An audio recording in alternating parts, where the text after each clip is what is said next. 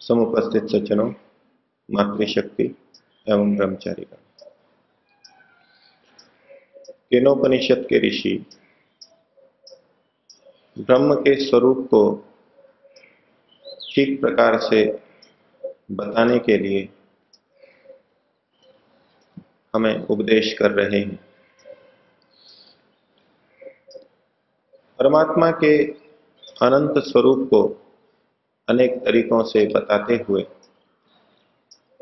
उन्होंने कहा कि परमात्मा का सच्चा ज्ञान तो प्रतिबोध से प्राप्त होगा। अंतर्मुखी होके परमात्मा का जब चिंतन करेंगे, स्वयं के द्वारा जो चिंतन करेंगे और समाधि में जो प्रत्यक्ष करेंगे, तब परमात्मा का ठीक ठीक ज्ञान हो पाएगा। और इस प्रक्रिया के द्वारा, प्रतिबोध के द्वारा हम स्वयं बल को प्राप्त करेंगे। परमात्मा के द्वारा हमें बल प्राप्त होगा और वो ज्ञान रूपी बल हमें अमृतत्व की ओर ले जाएगा, मुक्ति की प्राप्ति कराएगा। और फिर इस विधि को बताने के बाद में उन्होंने हमें सावधान किया, ईश्वर की प्राप्ति इसी जन्म में हो जाए, ये तीव्रता त्वरा हमारे अंदर हो। इसके लिए उन्होंने कहा, इह चेत अवेदी अथ सत्यम अस्ति। अगर इस जीवन में परमात्मा को पा लिया तो ठीक है, नो चेत इह अवेदित महति विनष्टि। अगर इस जन्म में ईश्वर को नहीं पाया तो महान विनाश है। यद्यपि आत्मा नित्य है, नश्वर नहीं है, तो उस दृष्टि से उसका कोई नाश, उसका अभाव तो होने वाला नहीं है। लेकिन जो प्रसंग चल रहा है उसके अनुसार महति विनष्टि यही है कि आत्मा मुक्ति को न पाकर के इसी जन्म मरण के चक्कर में चलता रहेगा। इस विनाश को दूर रखने के लिए इसी जन्म के अंदर ईश्वर को पाने के लिए उन्होंने अगली पंक्ति में कुछ और संकेत हम सबके लिए किए हैं। उन्होंने कहा, भूतेषु भूतेषु विचिन्त्य धीराः वेत्य अस्मात् अमृता भवन्ति। ऊपर की जो बात है, पहली पंक्ति की जो बात है, वो बात हमारे को विभिन्न भूतों के अंदर देखने से निष्कर्ष रूप में निकालनी चाहिए। जब हमारे कर्म और संस्कार सदा हमारे साथ हैं, तो यदि हमने किसी कारणवश इस जन्म में मुक्ति को नहीं भी पाया, तो भी जो कर्म और संस्कार है वो तो हमारे साथ ही रहेंगे। ऋषि की ये दृष्टि है कि भले ही हमारे को हमारे कर्मों का और संस्कारों का फल, पुण्य फल भी महाविनाशी है, वो कोई लाभ की स्थिति नहीं है,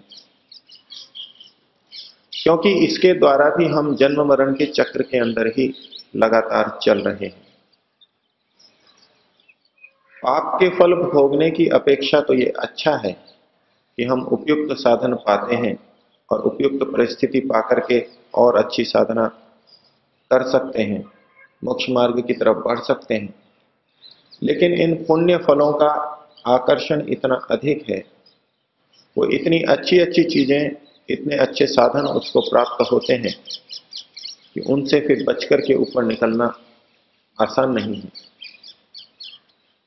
यदि हमारी दिशा मोक्ष की तरफ है, वैराग्य की तरफ है, तब तो ये साधन हमें मोक्ष की तरफ बढ़ाने वाले और हमारे लिए लाभकर हो सकते हैं। यदि दिशा मुक्ति की तरफ, वैराग्य की तरफ नहीं है, तो पुण्य से प्राप्त साधन हमको और अधिक रागी और अधिक भोगी बना देंगे और इस तरह से हम और अधिक जन्म जन्मांतर तक इसी प्रकार कष्टों को भोगते रहेंगे। ऋषि ने नीचे उपाय बताया, भूतेषु भूतेषु विचिन्त्य धीरा। जो धीर पुरुष हैं, धैर्य पूर्वक जो चलते हैं, जो विद्वान हैं और जो सहनशील हैं, वो भूतेषु भूतेषु विचिन्त्य, सब भूतों भूतों में सोच सोच करके, प्रतिबोध कर करके, भूत भूत के अंदर इस बात को सोचो, हर व्यक्ति के अंदर इस बात को देखो, उसके कर्मों को, उसके फलों को, सबको देखो। भूत का तात्पर्य भौतिक पदार्थ भी हैं, उनको भी हमें देखना होगा, भूत भूत को देखना होगा, प्रकृति की वस्तु वस्तु को हमें समझना होगा कि उसके पीछे ईश्वर की क्या शक्ति है, उसके पीछे ईश्वर की क्या व्यवस्था है, इन प्रयोजनों के लिए उसने इन सबको बनाया है। और प्राणियों को भी हमें देखना होगा, क्यों कोई प्राणी इस प्रकार का जीवन जी रहा है, क्यों कोई प्राणी कहाँ जन्म लेता है, कोई किस घर में जन्म लेता है, कोई किस शरीर में जाता है, पशु पक्षी में जाता है। ये सब बहुत अधिक विचार के योग्य है। हम अपने आप को समझने के प्रयास में दूसरों को भी जाने, ये आवश्यक होता है। यदि हम केवल अपने को ही देखते रहे तो बहुत सारे अपने स्वभाव के पक्ष या अपने को ठीक तरह से देखना नहीं हो पाता। उसके लिए हमको दूसरों को भी देखना होता है। बहुत सी ऐसी परिस्थितियां होती हैं जहां हम स्वयं होते ही नहीं, इसलिए अपने को उससे संबंधित समझ नहीं पाते। लेकिन दूसरे के सामने वो परिस्थिति है तो दूसरे को देख करके भी हम समझ सकते हैं कि इन स्थितियों में कोई रागी मनुष्य क्या कर सकता है। मैं भी यदि रागी हूं तो मैं भी इन परिस्थितियों में क्या क्या कर सकता हूं। दूसरों को देख करके भी अपना बोध होता है। वैसे तो गंभीर आत्मनिरीक्षण तब शुरू होता है जब व्यक्ति दूसरों को देखना छोड़ देता है, केवल स्वयं को देखता है। दूसरों को देखता है तो उसी में उलझ जाता है और स्वयं को नहीं देख पाता। लेकिन ये भी उतना ही सच है कि जो केवल अपने को देखते हैं वो भी पूरी तरह सत्य को नहीं जान पाते। वैज्ञानिकों ने एक प्रयोग किया कि मनुष्य के तुलना में समान शरीर है चिंपांजी का। बहुत सी समानताएं मनुष्य के साथ हैं, आकार प्रकार में और बौद्धिक दृष्टि से भी वो कुछ समझदार है। उनकी मान्यता के अनुसार मनुष्य से पूर्व की स्थिति चिंपांजी आदि की रही। विकासवाद को वो मानते हैं, वो एक अलग विषय है। लेकिन चिंपांजियों पे उन्होंने प्रयोग किए तो चिंपांजी के सामने दर्पण रखा गया, तो दर्पण को देख करके चिंपांजी ने सोचा कि यहां कोई दूसरा एक और मेरे जैसा चिंपांजी आ गया है। और जैसा कि हम घरों के अंदर भी देखते हैं कि चिड़िया पक्षी एक विशेष काल के अंदर दर्पण के सामने बैठ के बहुत टौंच मारते हैं, उनको लगता है ये कोई दूसरा आ गया है और उसको टोंच मार के उसको हटाना भगाना चाहते हैं।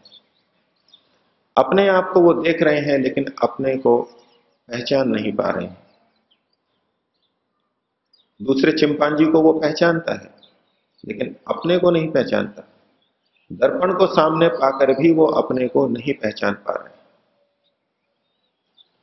फिर उस चिंपांजी के पास में उसके परिचित चिंपांजियों को भी छोड़ दिया गया और जो दो चार थे उनको भी उसने उस दर्पण में देखा।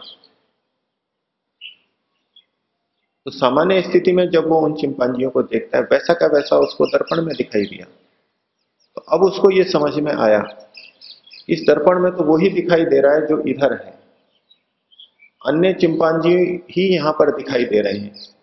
तो जब उसने दूसरों को देखा उसको बोध हो गया, उसने प्रतिक्रिया करना क्रोध करना बंद कर दिया कि जो मेरे सामने है ये कोई दूसरा नहीं है, ये तो मैं ही हूं। अगर वो अकेला होता, दर्पण सामने होता तो वर्षों वो देखता रहता, शायद उसको समझ में नहीं आता कि ये मैं ही हूं, मेरा ये स्वरूप है, मेरे शरीर का ये रूप है। लेकिन जब दूसरों को भी देखा तो उसको बोध हुआ कि हां मैं भी ऐसा ही हूं, ये दर्पण ये चीज है। तो संसार की परिस्थितियों में, संसार के जगत में जो चमक दमक है उसमें जब हम दूसरों को देखते हैं उसी तरह हम अपने को भी देख सकते हैं। जिस प्रकार से आत्मा के गुण है सुख की इच्छा और दुख से द्वेष करना, राग और द्वेष, ज्ञान, प्रयत्न, ये चीज व्यक्ति अपने में भी देख रहा है और दूसरों में भी देख रहा है। कर्मफल व्यवस्था को वो स्वयं में भी देख रहा है, दूसरों में भी देख रहा है, अन्य मनुष्यों में भी देख रहा है और अन्य प्राणियों में, पशु पक्षियों में, पेड़ पौधों के अंदर भी देख रहा है। दूसरों को देख देख करके ही उसको इतना निष्कर्ष निकालना होगा कि वो ठीक रास्ते पर चल सके, मोक्ष के रास्ते पर चल सके। मान लीजिए हम सामान्यतया सब प्राणियों को देखते हैं, केवल इतना मान करके छोड़ दें कि ये भी चेतन है, ये भी कुछ सुख दुख की अनुभूति करते हैं, इनमें भी जीव है, इनको हमें कष्ट नहीं देना चाहिए, ये हमारे कर्तव्य तक तो ठीक है, इनका पालन पोषण हो, इनको कष्ट ना हो, इतने से हम केवल अच्छे कर्म करेंगे, उनको कष्ट नहीं देंगे।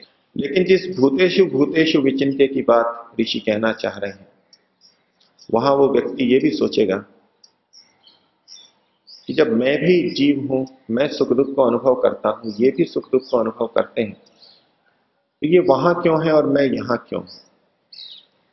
वो कर्मफल व्यवस्था पे जाएगा, कर्मों के फलों के कारण को वो ढूंढेगा।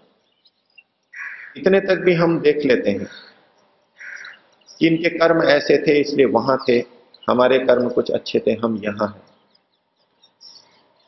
लेकिन भूतेषु भूतेषु विचिंत्य करने वाला और आगे सोचेगा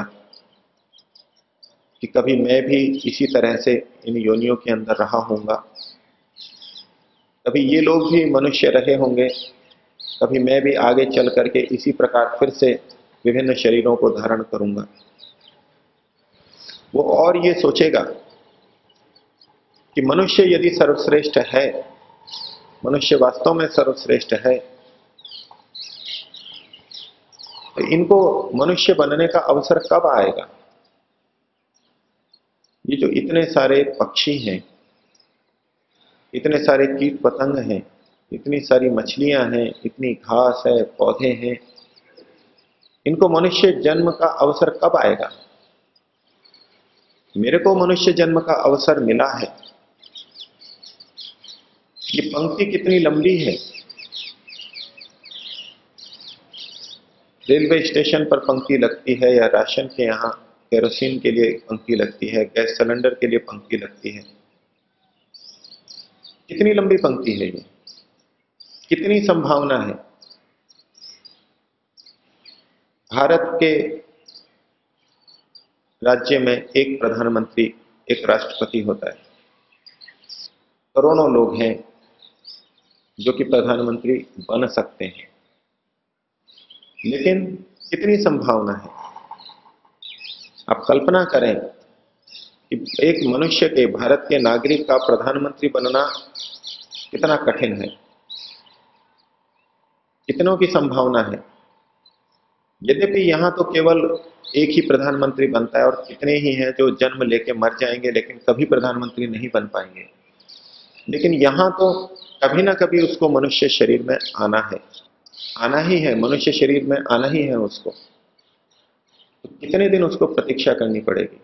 ये कितनी लंबी पंक्ति है, और ये इतनी लंबी पंक्ति बन कैसे गई। प्राणियों को देखेंगे, जैसा आज के वैज्ञानिक बताते हैं कि मनुष्यों का अनुपात अन्य प्राणियों की तुलना में कितना है। हम लाखों करोड़ों की बात सोच सकते हैं, अरबों की बात सोच सकते हैं, लेकिन संख्या तो कहीं इससे भी ज्यादा है, हमारी कल्पना से भी परे है।